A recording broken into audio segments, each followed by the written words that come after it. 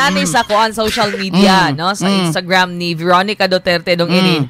Una niyang gi-post ang gimay-day niya dong irin ang naong ni former President Digong. Sa higayon daw nga iya daw hulga-hulgaon niya papa nga magminyo na daw siya.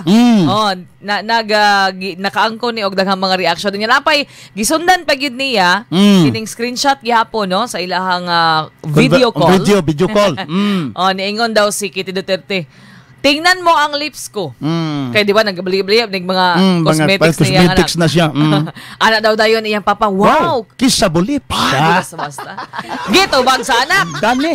Oh, gani. Uyab na lang kulang. Ang tubag sa papa. Oh, sa itubag sa papa na ikabasa. Ikaw lang. Ayan lang go exote ang word, no? Ay, bisag layo ta ba? Tagan ako naglabas unang imong kaya.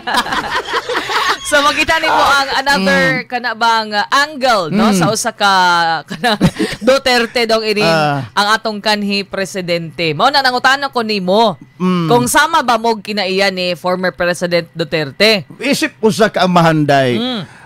Nakasabot ko sa feelings ni former President Rodrigo Roa Duterte.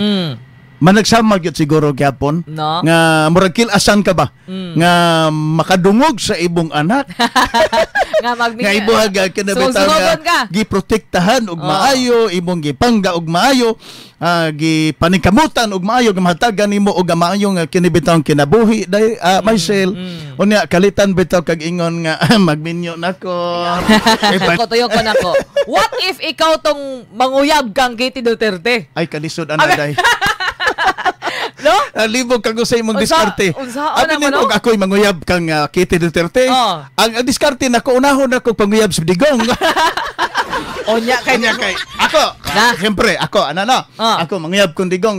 Siyempre mo enroll sa gidayon ko sa kanang nga kanang kuan ba kanang pusil-pusil ba. Digong. Mo ba yan ay happy ni sir ni former President Duterte kanang pusil. So ko ang kilite. Nga amigo na mi. Sorry niya ako sa inyo, sir, ha? Mayingon na sila ko.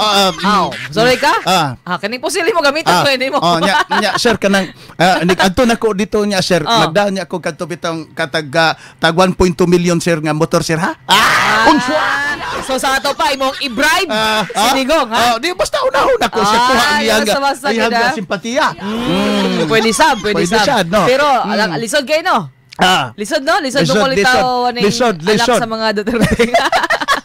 Mauna nga, pag-una-una, agad mo sakto kung binuangan ninyo ni si Veronica Duterte, kay magkama ni siya uyab gani adto? Basketball player na eh. Buwag nung 0-0. Katong basketball player. Charges miss kayo.